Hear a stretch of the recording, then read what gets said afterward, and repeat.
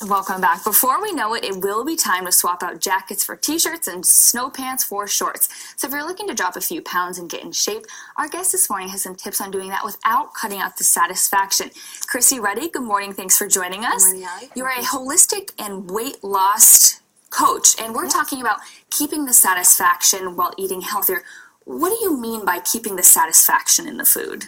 Yeah, so oftentimes we think we need to suffer or starve or deprive ourselves to have the body and the life that we want.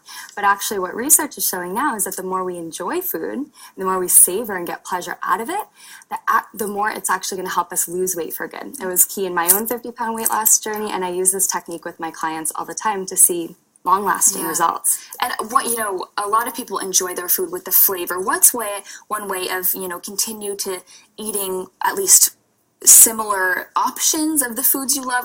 How do you handle that? Totally. So number one is definitely having good options, right? If you want a sweet treat after dinner and your choice is Ben & Jerry's chocolate fudge brownie ice cream or sliced apple, you're going to choose Ben & Jerry's all day long, right? So the key is really to have healthy, really delicious, nutritious whole food choices that make you feel as good as nice. Yeah. And I know a lot of times I've done it when I try to cut something out completely, it's just a disaster. I'll cheat a little bit and then end up just eating 5 bags of chips at one time. What's another way? How do you get people to kind of manage that? Yes. So the key is to bring in more pleasure and enjoyment into your life and into the eating process rather than taking it away and using your willpower to try to get a result, right? Yeah. So a couple ways that you can do that. One is to bring in some deep breaths while you're eating. Feels good, it's very nice and nourishing for your body, but it also engages the relaxation response. So when we eat, when we're stressed or we're in the car or we're at work in front of the computer, we actually engage a cortisol response in the body. And cortisol is a stress hormone which actually tells your body we're in trouble, we need to store all this food and all this nourishment and keep it as fat instead of burning it as fuel. So deep breathing before you eat your food, maybe even smelling it and taking it in is actually going to prime your body to burn more fat and actually increase your metabolism. One thing I've always noticed too is sometimes I don't feel full if I'm trying to watch what I eat. How does this help you keep that? Very good point, right? we want the bikini body, but we don't want to be starving all the time, right?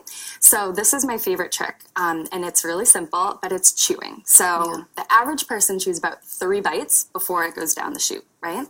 So just think about it this way. If you chew your bite 6 times, you're actually going to get double the pleasure out of food, right? And I even like to kind of make these noises, when I'm eating, and ooh, this is delicious, and really talk about the food that you're eating, be that foodie that you are, and really enjoy it. And what that does is it actually tells your body that you're fuller quicker. Interesting. While you're getting double the pleasure out of the course of the meal. That's so neat. And the chewing will actually activate your digestive enzymes in the mouth and help you digest your food better so that you have less bloat and accumulation, more glowing skin.